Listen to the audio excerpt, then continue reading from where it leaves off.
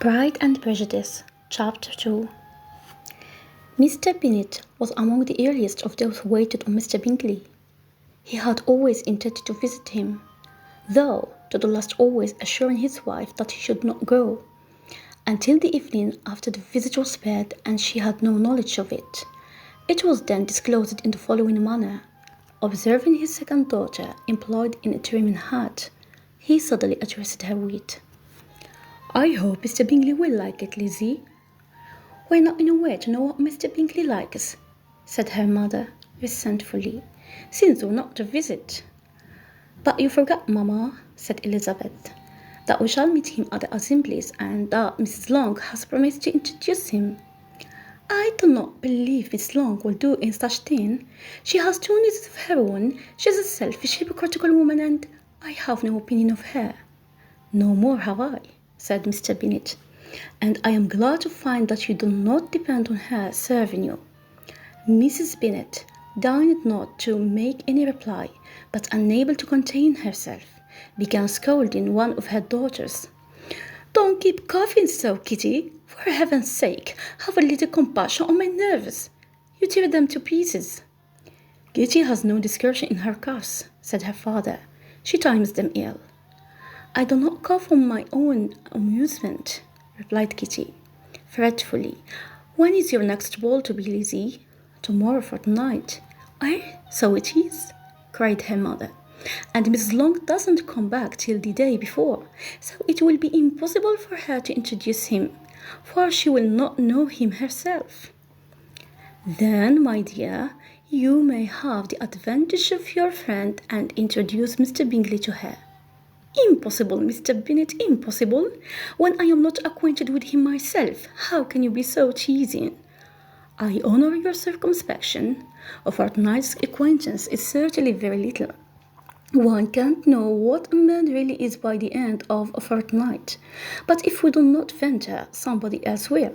And after all, Mrs. Long and her nieces must stand their chance, and therefore, as she will think it an act of kindness if you decline the office, I will take it on myself." The girls stared at their father.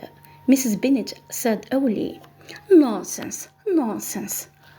"What can be the meaning of that emphatic exclamation?" cried he.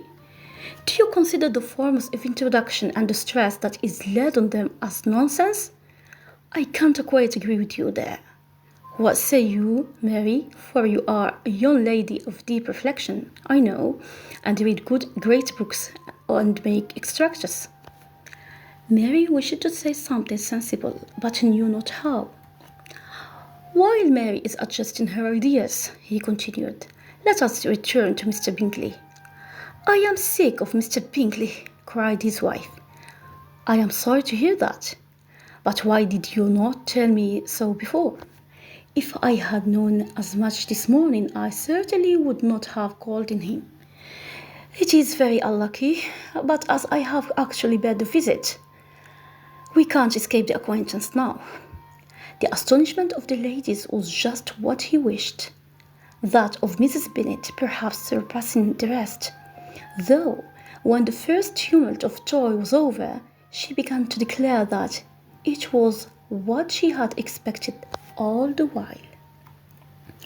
"How good it was in you, my dear Mr. Bennet! But I knew I should persuade you at last. I was sure you loved your girls too well to neglect such an acquaintance.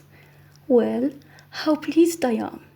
And it is such a good joke too, that you should have gone this morning and never said a word about it till now. Now, Kitty, you may cough as much as you choose," said Mr. Bennet, and as he spoke he left the room, fatigued with the raptures of his wife. "What an excellent father you have, girls," said she, when the door was shut. "I do not know how you will ever make him amends for his kindness, or me either, for that matter. At our time of life, it is not so pleasant, I can tell you, to be making new acquaintance every day, but for your sakes we would do anything." Lydia, my love, though you are the youngest, I dare say Mr. Bingley will dance with you at the next ball. Oh, said Lydia, stoutly, I am not afraid, for though I am the youngest, I am the tallest. The rest of the evening was spent in conjecturing how soon he would return Mr. Bennet's visit, and determining when they should ask him to dinner.